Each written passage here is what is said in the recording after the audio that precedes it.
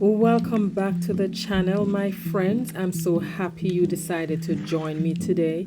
If this is your first time, welcome. In this video, I have more Easter DIYs for you. You guys loved the last video, and so I decided to bring you some more. So I'm starting with this piece that I picked up from the Dollar Tree. And I took a piece of wood that I had and I cut it down smaller to fit on top of this one. So there I'm just removing the little heart from this piece. Now I tried to remove the fabric, but this was glued on so tightly. I decided to just leave it alone. So I applied some tacky glue as well as some hot glue to my smaller piece and just glue that in the center of the larger piece. I'm doing all of the gluing before I paint.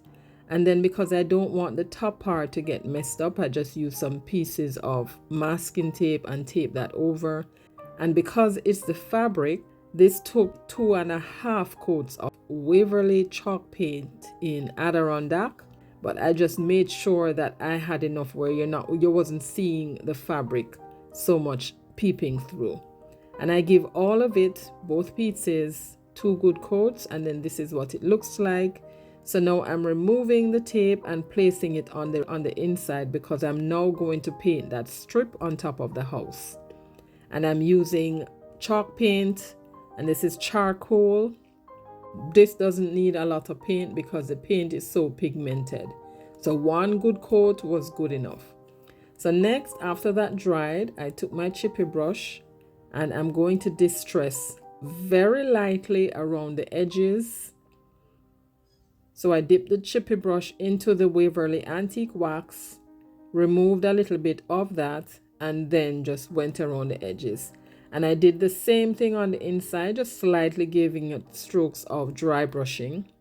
And I'm using my rub-on transfers again. This little heart, well, not heart, this is a cross.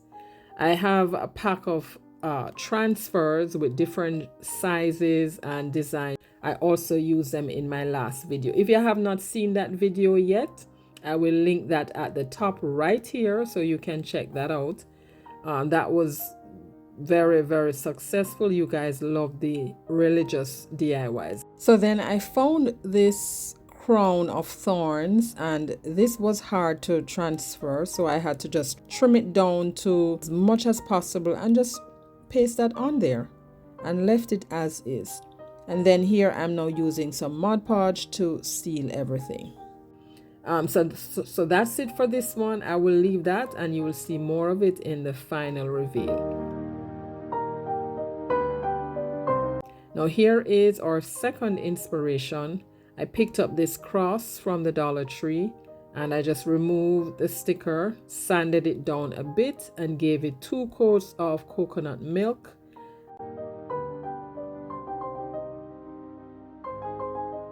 And after that dried, this is what it looks like. I got this pack of napkin from the Dollar Tree. I saw it and I just fell in love with it immediately. So I pulled one out and you see how big this is? And I'm going to just put that on top of the surface. At first, I thought of doing an entire decoupage, and then I changed my mind because I didn't want to lose the effect of the white at the top part. So I just cut out the section that I'm going to be using. You can use the water effect to cut that out, or you can cut that out with the scissors. So I took out what I was going to use, just placed that down on my cross to make sure that I had my little butterfly in the center. And then I took the paintbrush with a little water in that, and I'm using the water effect to separate. And now that I got that separated, you want to remove your second ply at the back. And then I took the Mod Podge and a little paintbrush and I'm spreading a small amount, just spreading it until it became very tacky. Then I placed my napkin over it and then just used the brush to smooth that out. Then I took the parchment paper and the heat press and just went over that. So what the heat press does is reactivate the Mod Podge and give you a tighter seal. And then I took this nail file and just sanded off the excess in a downward motion. Next, now to give my napkin an even blend with the white part, I just took a little white paint and just kind of brushed the edges in to the white so that it seems like it's just one piece. And then just to make sure that that dries properly, I just took the heat gun and dried that.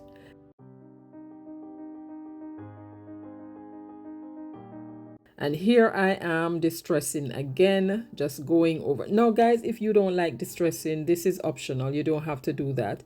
If you like the stark white, that is also fine if distressing is not your cup of tea.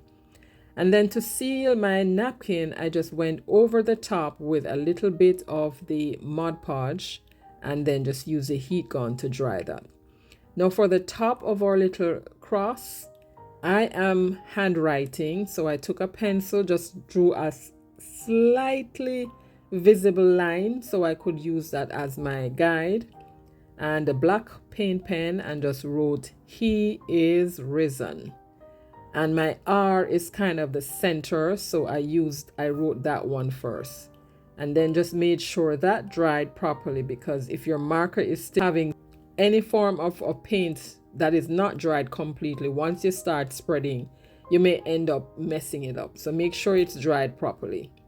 And then this ribbon, burlap ribbon, it's wired.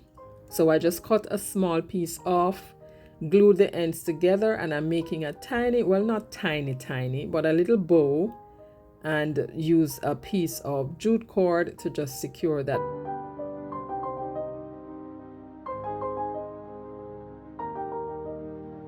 And here I'm trying to decide whether I needed it at the bottom there or I needed it at the top, and I thought that it looked so much better under the R. So then I took a piece of gingham ribbon, light lilac color, and just wrapped it around my bow, and that's gonna serve as the tail. And then I glued that down and then just snip off the excess.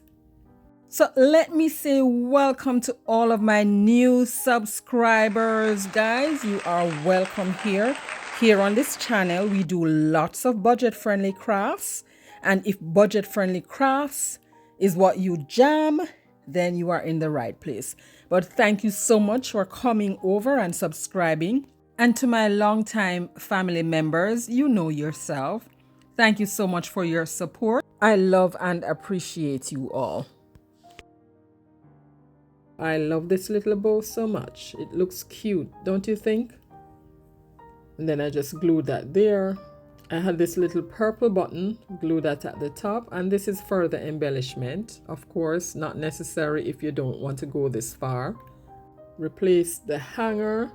Used a little hot glue to just tack it down so it's not swinging around too much, and then just trim off the excess. And this little cross is done. I love this one. You'll see more of this in the final reveal. Now we're on to DIY number 3. I had this in my stash that I had used prior or previously, so I'm just gonna reuse this. So I gave it another coat of Folk Art Adirondack chalk paint, and now that's dry. I just used the sanding block to just dust it or roughed it up a little bit. And then I took my mahogany furniture marker and I'm making like a little mound on this piece. And this piece is so easy, guys, so easy. I selected that cross, made sure that it could fit right on top of the mound, and then I cut that out, rubbed it on. I was going to use 3 of the transfer crosses, but I could not find any that would align with this, so I just used the one for the center. And then you will see that I used the furniture marker to just draw the others in. And then after I did that, I don't know, I probably didn't show you that I drew the crossing. I thought I was filming, but that's what I did. And then I took these stickers, letter stickers, and I'm selecting the letters "He lives." And then I started, count your letters to see how many you have. If they're uneven, that's good, because you can put the one that is off in the center and then you start putting down the others on the side. So once you have a center letter that would align You start with that first and then you put the others down to get it even. And there it is. He lives. Now to distress a little, going again with the antique wax and a smaller paintbrush this time, just using a little bit. I just dab and then use my finger to spread that. And then now it's dry. It's time to do the finishing touches with some Mod Podge. And as always, you want to make sure that your paint is dry before you start Mod Podging, because you don't want to smudge what you just did. And this is basically done. You can do a hanger or you can do this as a shelf sitter. I took off the hanging piece and I'm going to just leave this as a shelf sitter. I made a tiny bow and glued that at the foot of the cross, and that's done. Now our scripture for today is John 19 verse 30. A jug of sour wine was standing by. Someone put a sponge soaked with the wine on a javelin and lifted it to his mouth. After he took the wine, Jesus said, "It's done, complete." Bowing his head, he offered up his spirit. Oh, I got chills just reading that. Ooh. But here we are for the final reveal, or Easter religious, well, not religious per se, Easter faith-based DIYs. I love these. And here is my tomb, which is in the previous DIY that I did on Saturday. Guys, you can check that one out. I will link that at the top here, or I will link it down in my description box if you have not yet seen it. But I love these today, so simple. And here are the others that I also did in that same video. I am showing you everything in this video. And this will conclude Easter DIYs for this season. I want to encourage you guys to think about the reason for the season, which is Jesus Christ and the work that he did on the cross for us. Whether you want to hear it or not, Jesus loves you. So there you have it, my friends. Let me know which one of these 3 Easter DIYs was your favorite. And if you are going to try any of these, send me an email with your picture, your fancy craft, and I will share it on my next video.